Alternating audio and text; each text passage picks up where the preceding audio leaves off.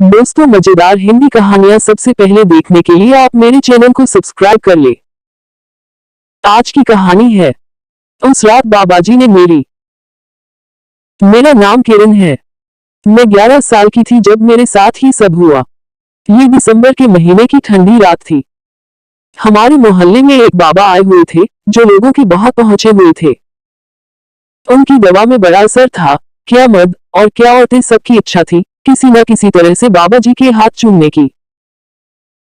बाबा जी रोज रात को मोहल्ले की किसी के घर में रुकते और वह घर वाले खुद को बहुत खुशनसीब समझते।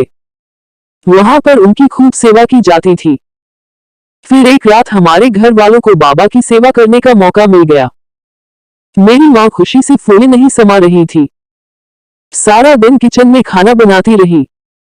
शाम होते ही वह हमारे घर पहुंच गए। मेरी माँ और पापा ने बढ़िया खानों से उनकी खूब सेवा की। खाना खाकर वो बहुत खुश हो गए और खाने की उन्होंने खूब तारीफें की, जिससे मेरी भोली माँ खुशी से झूम उठी। रात को पापा ड्यूटी पर चले गए और बाबा का बिस्तर बैठक में लगा दिया गया। जब सोने का वक्त आया तो बाबा जी ने मेरी माँ से कहा कि सोने से पहले मुझे टांगे दबाने की आदत है, वरना मुझे नींद नहीं आती। बाबा की ये बात सुनकर मेरी माँ ने मुझसे कहा कि बेटी, बाबा जी की टांगे दबा दो, और खुद कमरे से बाहर निकल गई। अब वो मेरा कोई भाई तो था नहीं, इसलिए मेरे अंदर जाते ही मेरे जिस्म को देखने लगा। मेरी माँ तो बाबा जी की इतनी बड़ी भक्त थी कि उनका बस चलता तो वो खुद ही ये काम करने लग जाती।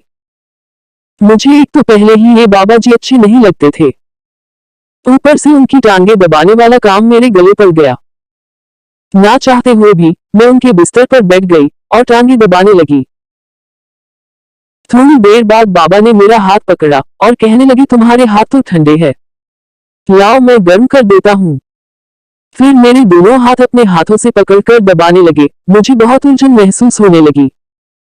मैं अभी नासमझ लड़की थी, इसलिए चुपचाप उनके बिस्तर पर बैठी रही कि वह गुस्सा ना हो जाए। फिर उनकी छेड़छाड़ बढ़ती चली गई, लेकिन मैं चुपचाप बैठी रही। कोई 1 घंटा तक वह मेरे जिस्म के साथ छेड़छाड़ करते रहे। इसी बीच वो कभी मेरे गाल को चूमते तो कभी मुझे अपने ऊपर बैठा लेते और अपनी उंगलियों को मेरे जिस्म के नाजुक अंगों पर नचाते। मैं तो डर गई थी कि ये ऐसा क्यों कर रहे हैं, लेकिन फिर भी मैं चुपचाप बैठी रही। जब उनका दिल भर गया तो वो मुझसे कहने लगे कि अब जाकर सो जाओ, बाकी कल रात दबाना। यह सुनकर मैं परेशान हो गई थी कि ये सब कुछ कल भी करना पड़ेगा। मैं चुपचाप उठी और जाकर बिस्तर पर लेट गई। मेरे दिल में बाबा के लिए नफरत भर गई थी। मुझे उस ढोंगी बाबा का असली चेहरा पता चल गया था, जिसको सब सर आंखों पर बिठाते थे, लेकिन मैं चाहकर भी कुछ नहीं कर सकती थी। फिर अगले दिन सारे मोहल्ले में यह बात फैल गई कि बाबा जी आज भी अपनी सेवा मौका हमारे घर वालों को देना चाहते हैं। मैं समझ गई थी कि इस ढोंगी बाबा की नजर मुझ पर है। उस रात भी बाबा की टांगे दबाने की जिम्मेदारी भी मेरी थी। असल में मेरी माँ मुझे बच्ची समझती थी, लेकिन बाबा के भेस में छुपा वह आदमी मुझे जवान होती लड़की समझता था। इस रात पहले तो वह देर तक मुझसे अपनी टांगे दबवाता रहा। जब उसने देखा कि मेरी माँ सो गई है तो वह मुझसे कहने लगा कि तुम थक गई होगी, थोड़ी देर यहाँ बिस्तर पर लेट जाओ, मैं तुम्हारी टांगे दबाता हूँ। मैंने इनकार में सर हिला दिया, लेकिन अब वो कहाँ मानने वाला था। उसने मुझे खींचकर अपने बिस्तर पर लिटा दिया और मेरे जिस्म को छूने लगा।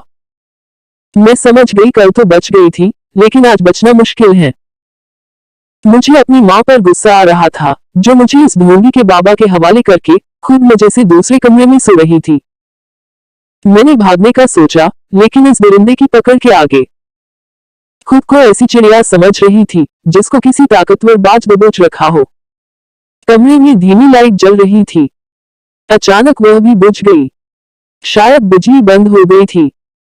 मैं बेबस होकर अपनी बर्बादी का तमाशा देखने लगी।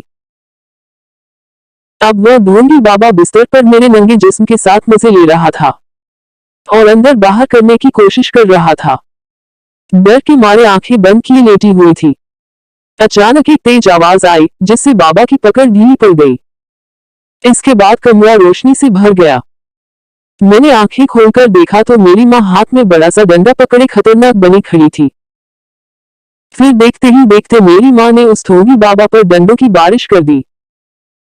वो दरिंदा अपने जूते छोड़कर भाग खड़ा हुआ। इसने दरवाजा खोला और रात के अंधेरे में फरार हो गया। इसके बाद वह ढोंगी बाबा कभी हमारे इलाके में नजर नहीं आया। मेरी माँ ने मुझे बताया कि मुझे शक तो पहली रात ही हो गया था, लेकिन आज रात मैंने छुपकर सब कुछ अपनी आंखों से देख लिया था। मेरी माँ ने खुद ही घर की लाइट बंद की थी ताकि उसके ऊपर डंडों की बारिश होने पहले संभलने का मौका ना मिल सके। मेरी माँ मुझे गले से लगाकर कहने लगी कि बेटी मुझे माफ करो दो। मेरी आंखों में आंसू थे और मैं माँ की गोद में बैठी रोए जा रही थी।